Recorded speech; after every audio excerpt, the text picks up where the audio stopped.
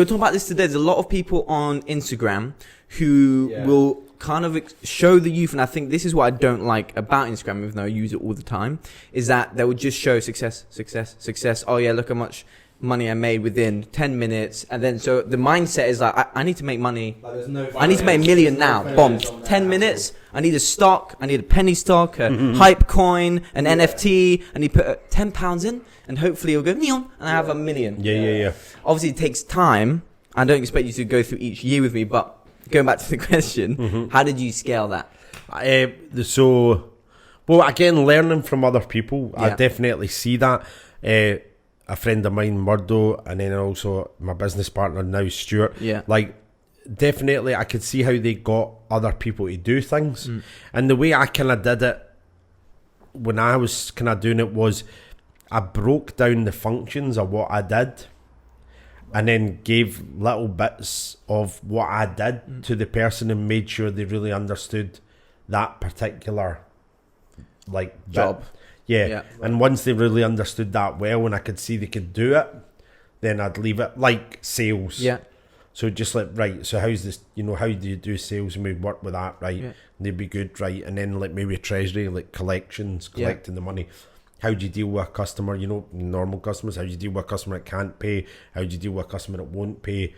Going through all that, right, okay, blah, blah, blah.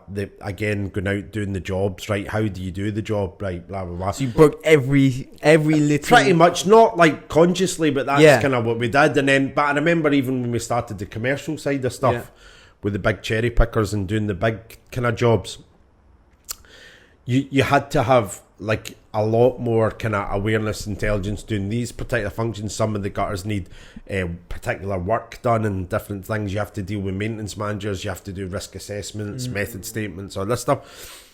And then I was kind of like, for me, I was like, that was a really good part of the business, but I could never get somebody to do it. And as far as I was concerned, at the time I didn't think we could. Yeah.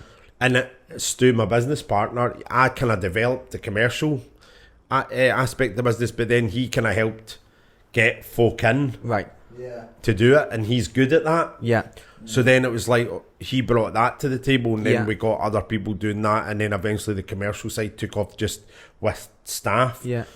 Then with the residential, and then again with the properties, we've got people who'll go out and manage them, check them out, and then we've got all the sort of forms, and they take photos before and after the tenants are at, like, come, leave, right, what's the difference? And then why do you get other people to do it rather than just do it yourself?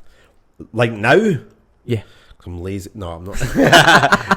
No, I mean, that's how you grow. You almost compulsively do it. Right. Once you get to a point, it's like you have to think, right, what am I doing? What's the plans? Where are we going?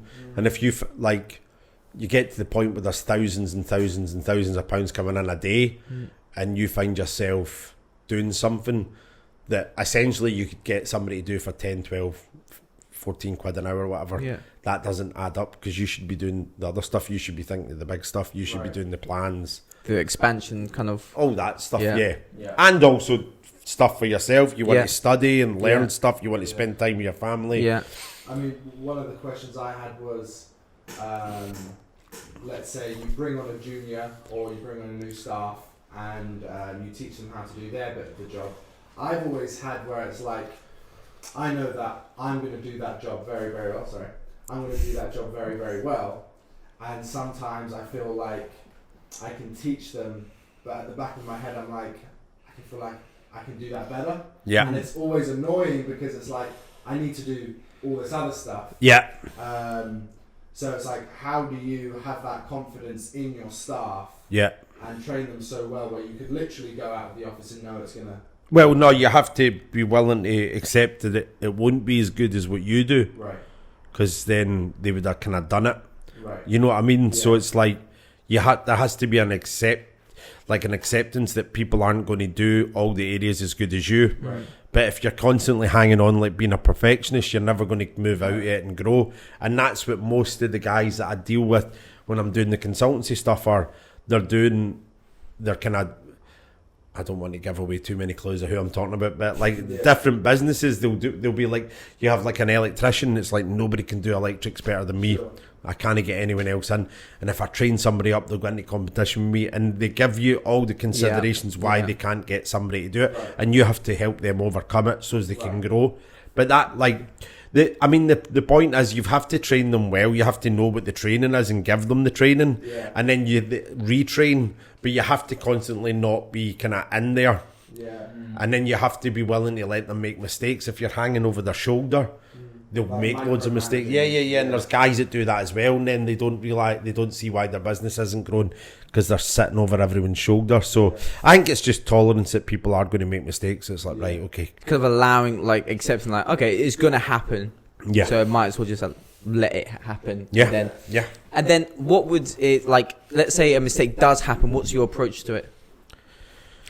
Well, I mean, mistakes happen all the time. That's fine. But what we might do is if a mistake continually happens, then we look at, right, well, what's the structure of the training? What's the structure of the business? How come that exists? Yeah. And there's I have a million different times where stuff like that's happened, and or it's not even really necessarily mistakes. It's people changing things. Like you've got your pizza business, right? Yeah. So it's like, and you get your truck, and you've got certain ways you make the pizza. You certain ways you have the oven done. You you have all your structure, and then people do something differently. So there's only two reasons. The reason is they don't understand something, right, or they kind of know best, or want to kind of mess it up. So it's like you have to work out, is this person able to duplicate what I want and carry it through, or do they know better than me? No, I know, I understand you've got a pizza business and you're doing really well, but I actually know how to make pizzas better. Oh great, not like, aye, what pizza company you got? No, just because my auntie's uncle, trust me, but it tastes like crap. I know, but a lot of people like it when it tastes like crap. And it's like that know best attitude. Yeah, you got a know best that's a bit destructive, or you've got somebody that can kind of duplicate stuff, but sometimes they'd have a misunderstanding, and you've got to try and ask them questions till we get to the point where it's like, you go, but why are you doing that with the dough? Oh, because it's got to be left for 5 minutes. It's got to be left for 5 minutes. Who said that? Oh, I thought that's what you... No, nobody said that. Right. And then, right, okay, no, you just do it and do. Yeah, that's good. Yeah. Good bit of advice, that one. Yeah. I feel like that's the reason why we feel it's good advice, because it's happened.